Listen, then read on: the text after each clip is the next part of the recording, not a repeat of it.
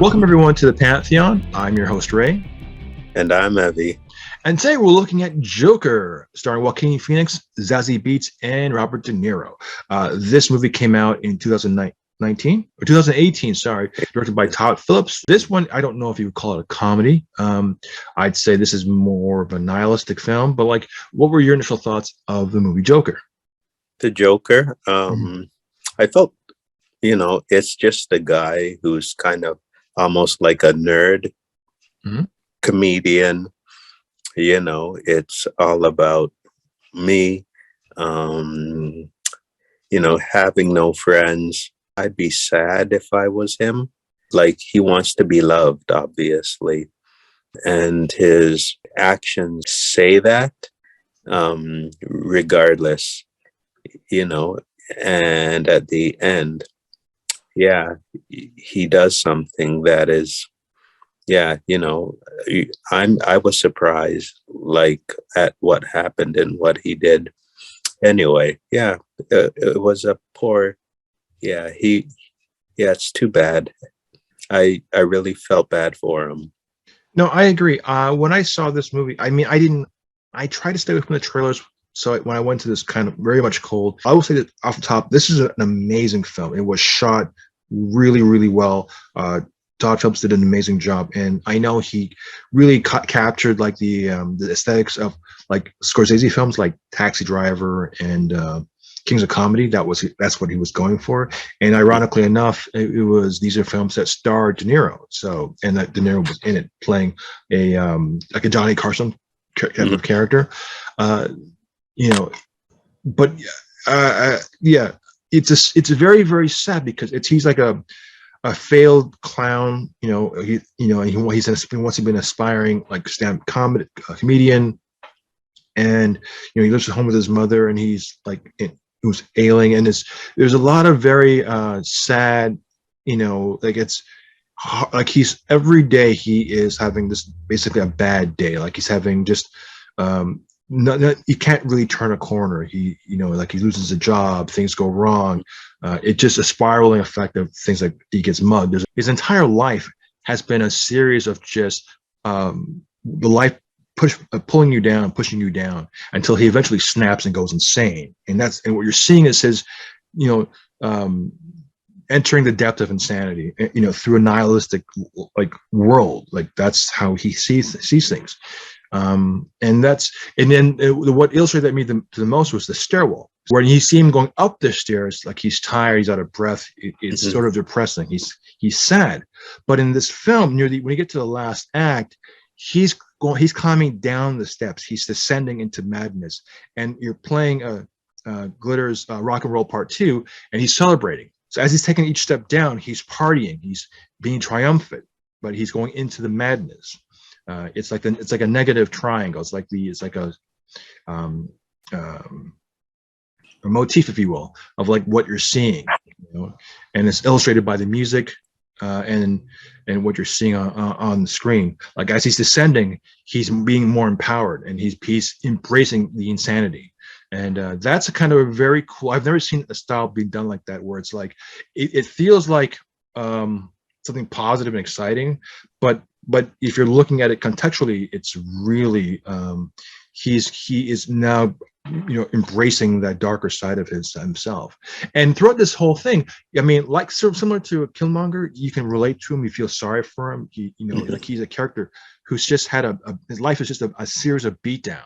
Like literally he got mugged, and he's just out of a job, and people treat him like trash, and he's looked upon as lower than dirt. But at a certain point, because he becomes the Joker, even though you sympathize with the guy, at one point, at a certain point, you stop sympathizing with him, and you know that you can't feel sorry for him anymore, because he's crossed a threshold. He's now become this evil entity, and like Killmonger, where it's like, yes, he was done wrong, but what he does to rectify his wrongdoings is evil intentions. It's harm to do harm unto others, which is completely unjustified and uncalled for, and you can't support that. same thing happens with the Joker. He enters a state where it's gotten so bad that you really can't root for him or hope for the best because he's just gone beyond redemption. So I thought that was just the journey you go by, you holding him by the hand, the journey of him having such a negative and tumultuous lifestyle to this character to which we've all grown to know about and how he does it. Now, this is an Elseworld story, so it's not like the Joker you see with Batman. This is a completely different take on the Joker, so it's a unique spin. But what were your initial thoughts? Did you think the same way, or where were you in terms of that? Yeah, at first I kind of felt sorry for him, because he's a guy down on his luck. And in my head, who is this guy? What's he up to? Does he have issues? Opposed like to like later, you kind of look at him later and stuff that he ends up doing. It's like his fault for this, his fault for that. I want to be noted. I want to be famous. I want to just go ahead and have people love me. Yeah, I felt sorry for him. And at the end, how can I love him? But anyway, that's just my thoughts. The Joker was was a surprise hit. You would agree with that, right, Evie? Pardon me? The Joker was a surprise hit. Like it made the budget was like 55 million, and it made 1.07 billion dollars at the box office. Wow! Right? Yeah. Which means like not only did it make 100%, it made 1,845% of what the budget was. Wow! It smashed records, which is why there's going to be a sequel. I mean, it's just mathematically speaking, it makes the most sense. And of course, they greenlight it. So of course, and as we mentioned from before, there will be a sequel to this.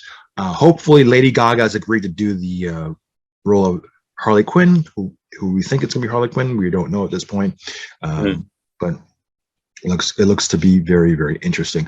What I do want to mention with this is that to end this off, usually I give you the last words, but I do want to mention that this is not the right phrasing or the right word, but social realism. That's something that's applied to like actual artists who do like paintings or drawings that give realism to the canvas.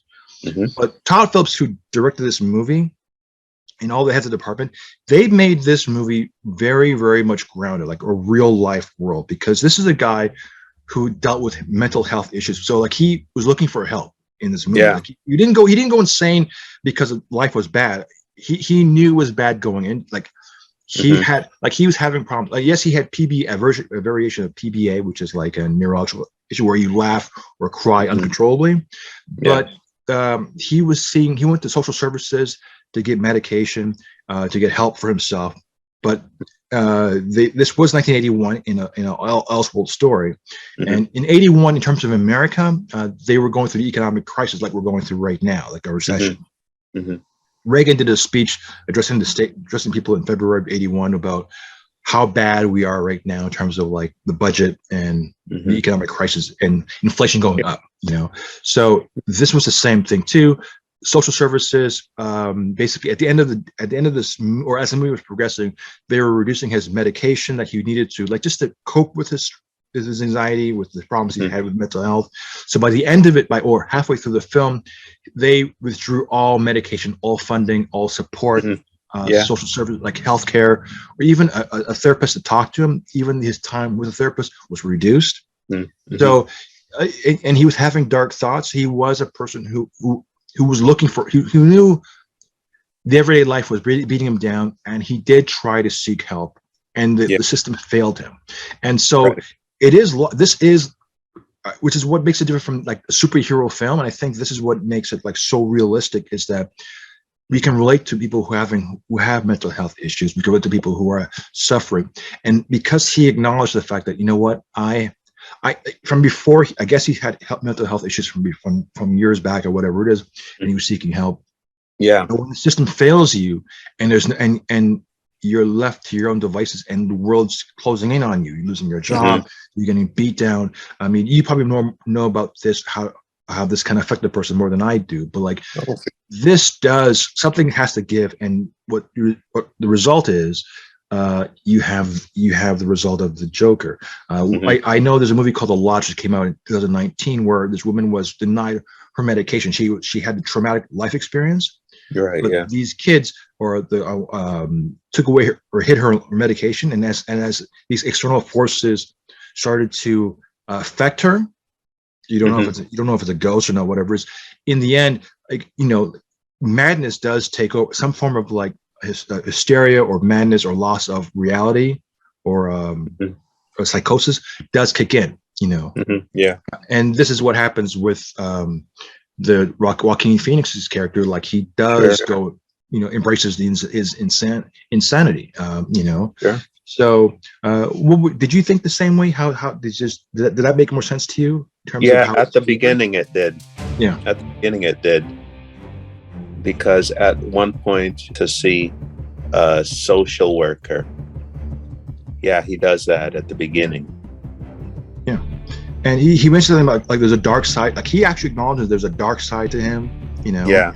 And like, we don't know what that means, but it actually comes out like a demon in the bottle. So so this was, and I think this is what I thought was really, really good about the whole show. So, for sure. Okay. Yeah. Well, with that, I'm Ray.